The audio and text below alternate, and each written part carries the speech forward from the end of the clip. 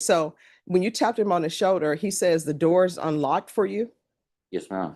That's how I got in there, took a shower. Oh, and who is this person? I don't know his name like that. But you said you know him. It's his street name, Oh, what's his street name? Joker. Joker. Okay. Continue, please. So I went to go take a shower, and then I get out the shower and I go in the room and say I'm leaving. Then after that I left. You want to raise your right hand?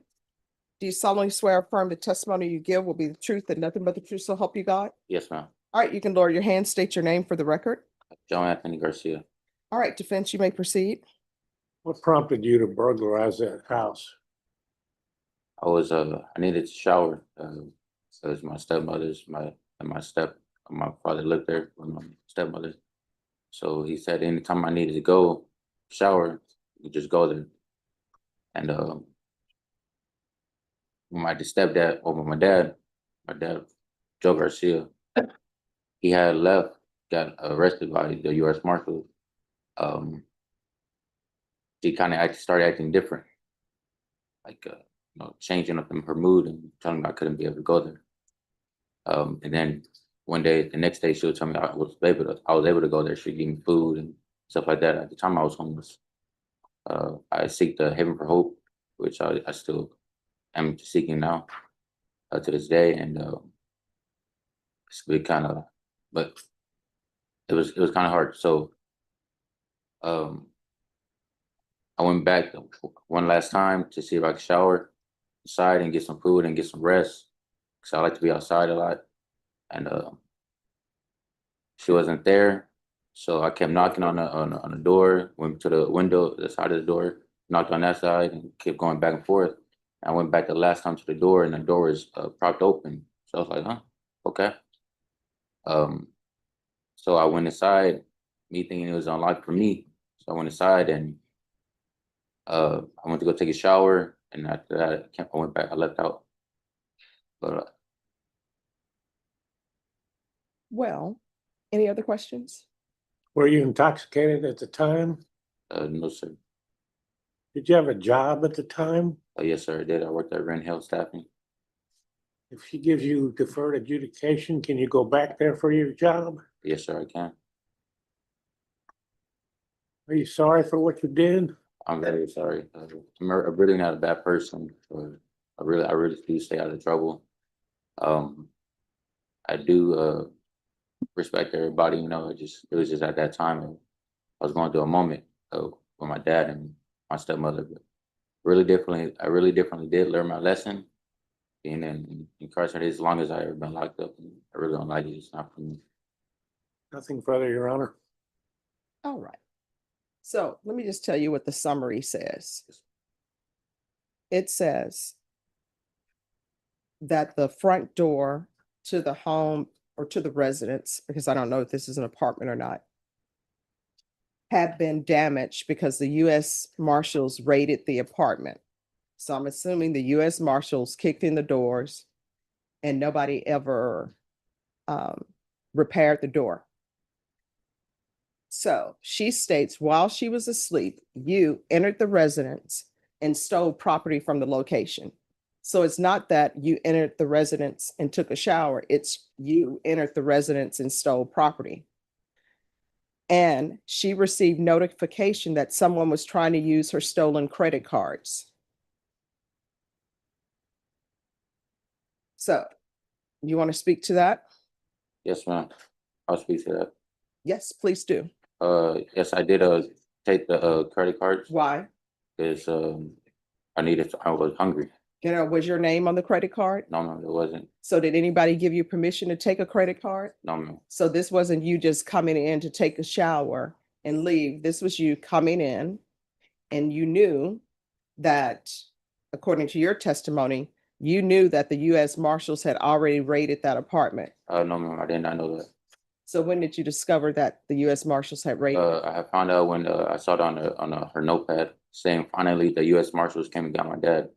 All right, and so that was a notepad in the home? Yes, ma'am. So that means that, again, you were not just in that apartment to take a shower. You were in that apartment looking around for things. And what it says on here is, Mr. Garcia because he is the son of Miss Tobias' ex-significant other. So that part of your testimony is true.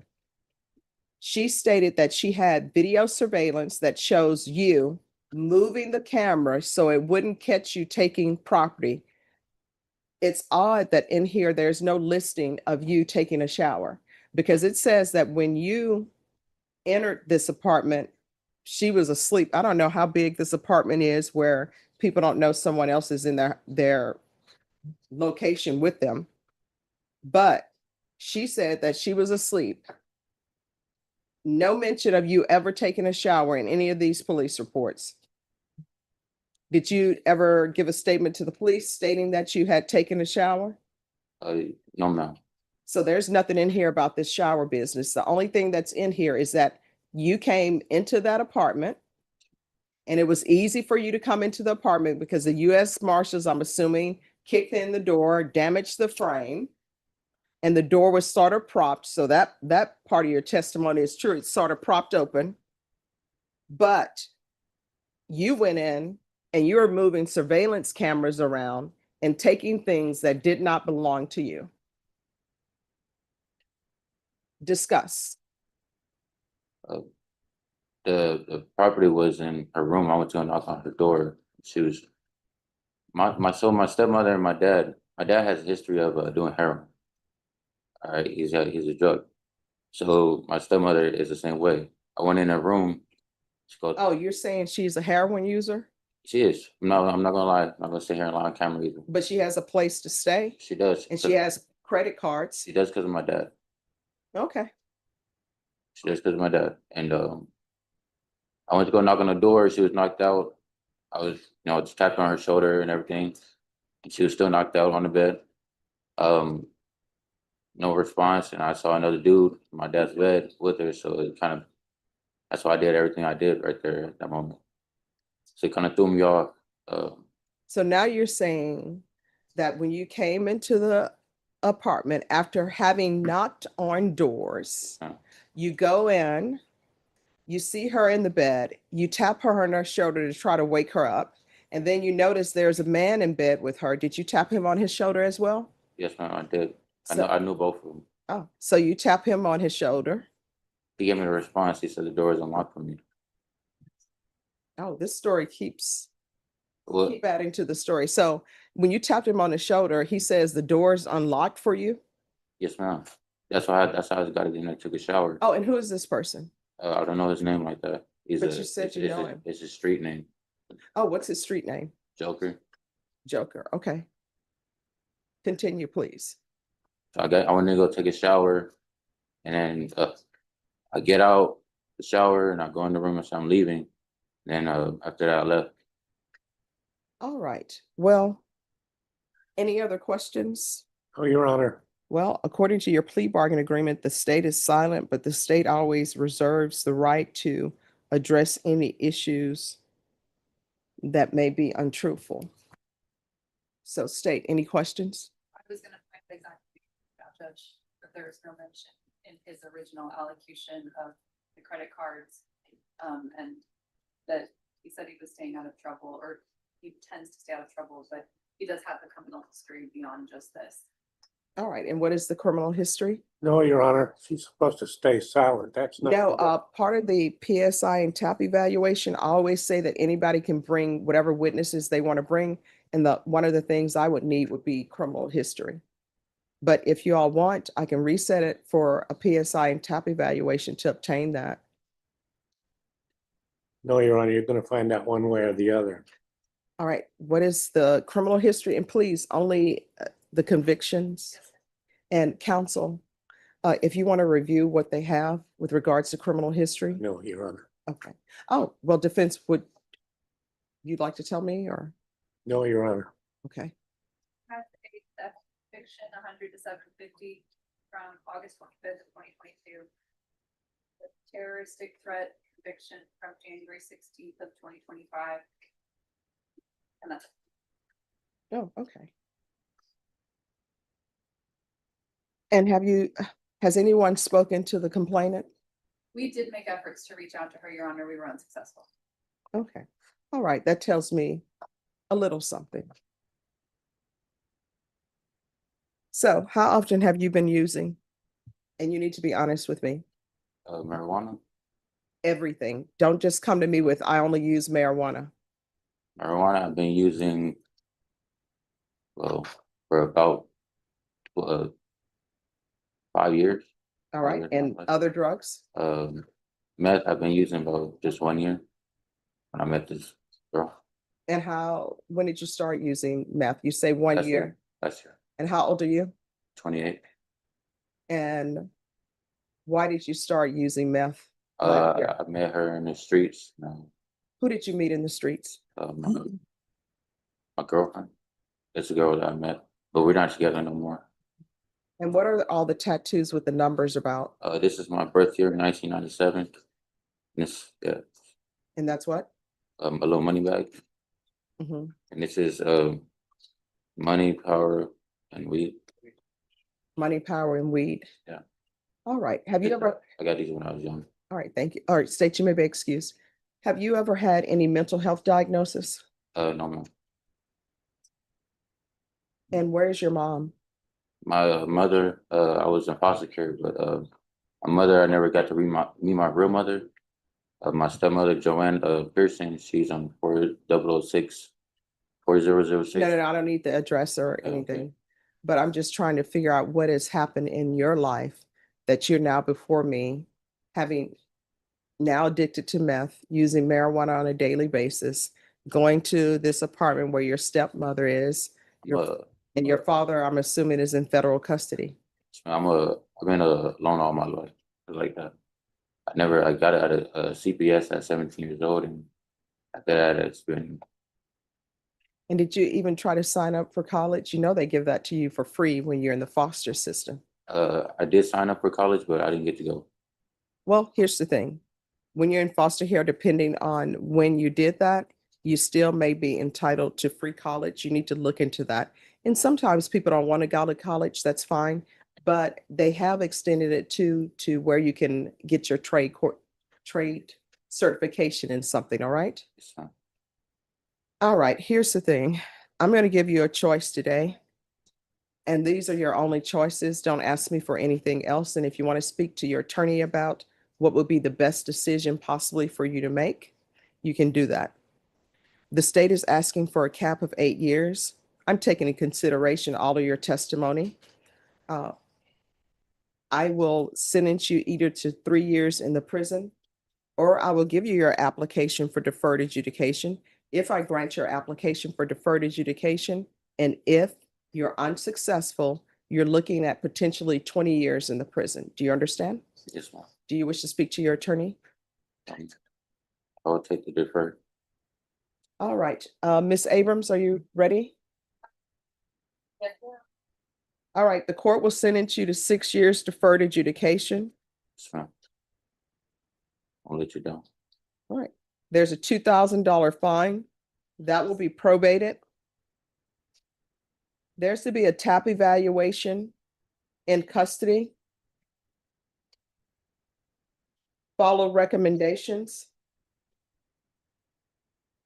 Regular reporting by Zoom or in person.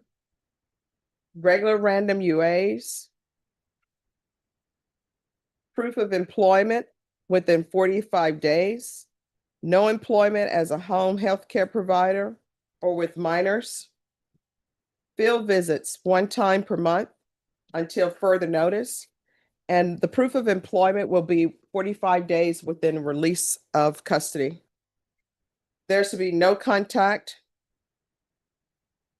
with Janelle, Janelle Tobias. There's to be 300 hours of community service restitution.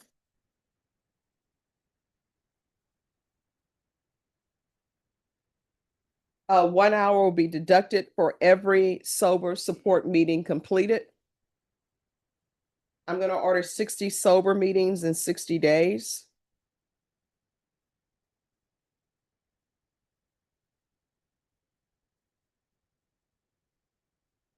And you're either going to obtain a trade school certification in something to better yourself, or either you're going to college. You understand?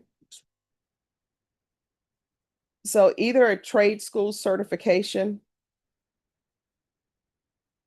or enrollment in college. I want you to be able to have some kind of means of supporting yourself. And maybe the best way for you is to get your trade certification. What I can tell you, sometimes people will look at criminal history and it doesn't go well with you finding employment. One certification, though, that people always need, believe it or not, they always need welders. So that would probably be a good profession for you. But again, find whatever your passion is and follow it. You understand? Yes, ma'am. As long as it's legal. All right, probation, is there anything else that's needed? Is there anything else you need from the court in order to be successful? No, ma'am. All right, and probation, could you see about helping him with housing? And I would do just hold in abeyance the referral to felony drug court. I know their graduation is not coming up for a while and they don't have any room, but if you could always just have that there for him.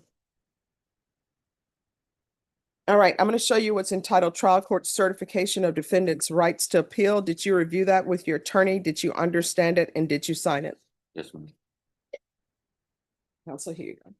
Because this is a plea bargain agreement, because I followed your plea bargain agreement, and because you waive your right to appeal, you do not have the court's permission to appeal. You understand? Yes, ma'am. All right, we can go off the record. Here's the thing, from here on out, everything that you do, you need to ask yourself, is this something that could potentially result in me going to prison for 20 years? If it is, don't do it. If it's, it could be, don't do it. In this court, to be successful on probation, communication is key. If there's an issue, let your probation officer know about it. If you feel they're not addressing it, you can come back to court. If you are out and about and you feel the stresses of life are getting to you and you think you're going to use, don't use. Contact your sponsor. If you can't contact your sponsor, call your probation officer. Trust me, if you call your probation officer and say, I'm thinking about using, what's going to end up happening is they're going to let me know. I'm going to have you brought into court and we're going to see what programs or what we can do to help you. But do not disappear and do not just say, oh, I started using, so therefore I'm not doing anything anymore. Do you understand? Yes, ma'am. All right, good luck to you. Thank you. And don't do any more, the tattoos, money, power, and weed. That's not a good tattoo, okay? All right. Thank you. You're welcome. Thank you, Judge. Thank you. And Ms. Abrams, can you also see if there's any